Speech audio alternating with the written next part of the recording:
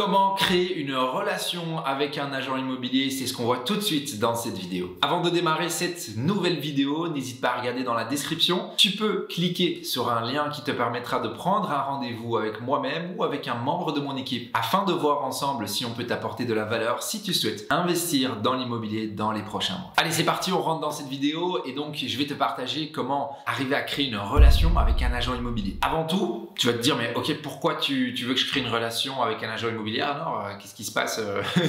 T'es en manque d'affection? Non, pas du tout. C'est pas du tout ça. En fait, l'agent immobilier, c'est la personne qui te rapporte tes opportunités off-market. Et donc, c'est une personne qu'on doit pouvoir entretenir en termes de relationnel pour avoir sans cesse des opportunités off-market. Encore hier, j'ai fait mon suivi hebdomadaire et donc j'ai envoyé quelques messages, j'ai appelé quelques personnes avec qui j'entretiens des relations actuellement parce que j'ai une recherche immobilière actuelle précise. D'accord? Et donc, dans cette vidéo, je vais vraiment te dévoiler, nous, ce qu'on utilise comme technique et je vais aussi te partager ce que Thomas a fait, qui est un membre de notre accompagnement et qui lui a permis également justement de trouver un bien off-market via la stratégie et les stratégies que je vais te partager aujourd'hui. La première chose que tu dois comprendre, c'est que quand tu veux créer une relation avec l'agent immobilier, ça doit se faire principalement via les visites. Et c'est exactement ce qu'a fait Thomas, qui a suivi notre accompagnement il y a quelques mois et qui aujourd'hui est à la fin d'un projet de colocation qui va super bien marcher à Liège. Il a entretenu des relations avec certains agents immobiliers. Qu'est-ce qu'a fait Thomas? C'est qu'il a analysé certaines localisations à Liège qui l'intéressaient pour faire une colocation. Et ce qu'il a fait, il a trouvé 5 agences qui étaient dans ces localisations. Il a fait des visites avec ces agences et dans chacune de ces agences, il a créé une relation avec un agent immobilier qui était dynamique, communicatif, qui était potentiellement un agent immobilier qui allait lui rapporter une opportunité. Et qu'est-ce qu'il faisait? Constamment, il visitait avec ces agents immobiliers. Même des biens qui parfois n'étaient pas spécialement top, mais il les visitait pour entretenir sa relation avec l'agent immobilier. Et chaque fois,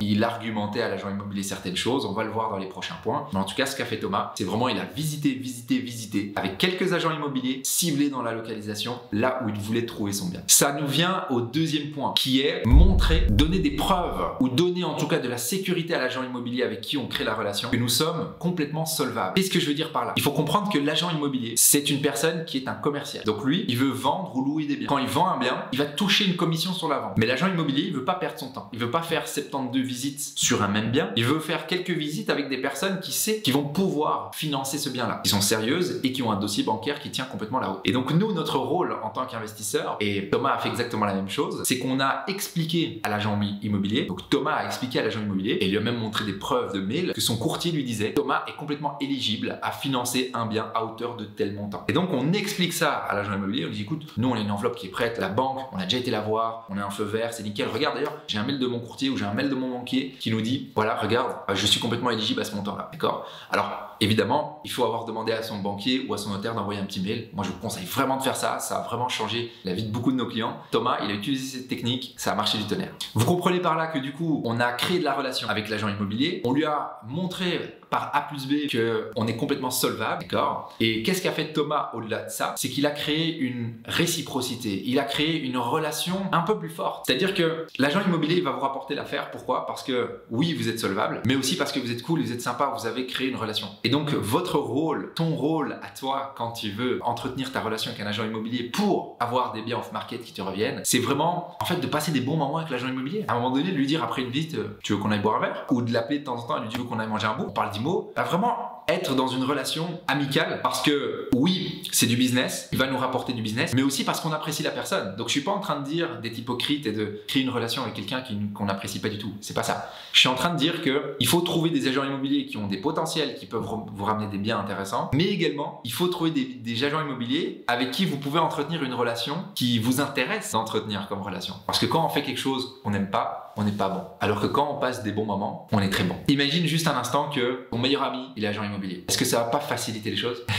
Tu vois? Donc, essaye de trouver des personnes avec qui tu arrives, des agents immobiliers avec qui tu crées vraiment une relation. Et la personne, l'agent immobilier qui a rapporté l'affaire à Thomas, en fait, ils sont devenus super proches. Effectivement. Et c'est quelqu'un qui va encore lui rapporter des opportunités. Le dernier point que j'aimerais te partager afin que tu puisses donc séduire l'agent immobilier comme il faut, c'est les suivis. Donc tu l'as compris, tu dois visiter avec lui, tu dois créer une relation avec lui et tu dois lui montrer que tu as un dossier bancaire qui est validé, qui est OK. La dernière chose, c'est vraiment tes suivis. Il faut savoir que moi, ce que je conseille, c'est vraiment d'arriver à suivre tes quelques agents immobiliers chaque semaine. Un appel, un rendez-vous, une visite, minimum un contact par semaine. Minimum. Quand tu es vraiment dans une phase intense de recherche, tu peux même intensifier ça et avoir effectivement 2 WhatsApp sur la semaine, un appel et même 2 visites. Il n'y a pas de souci. Plus tu vas avoir de contact avec lui, sans que ce soit évidemment oppressant, il doit toujours y avoir de l'intérêt. Tu ne dois pas être vraiment une espèce de sensu, si je peux dire, quelqu'un d'un peu embêtant, de lourd. Ok, il ne faut pas faire ressentir ça parce qu'évidemment, sinon l'agent immobilier il va se décrocher. Il va dire, ouais, celui-là il me saoule trop, il me prend trop d'énergie. Ok, parce qu'il a un métier aussi. Mais si vous arrivez à créer une structure de suivi qui vous correspond et qui correspond à l'agent immobilier et que vous avez créé cette relation avec lui, c'est bingo. C'est exactement ce qu'a fait Thomas. Il a fait ça et en 6-8 semaines, la personne avec qui il a créé la relation lui a rapporté le bien. Donc, ces principes fonctionnent. Tu dois juste les appliquer. Super, merci à toi d'avoir suivi cette vidéo. Elle va certainement t'aider à trouver des biens off-market. Si tu as du mal à trouver tes biens, que tu veux profiter d'une communauté et de notre canal off-market, n'hésite pas à cliquer dans la description. Tu vas pouvoir prendre un appel avec moi ou un membre de mon équipe pour voir si on peut t'aider dans l'objectif immobilier que tu t'es fixé. On se dit à très vite sur la chaîne.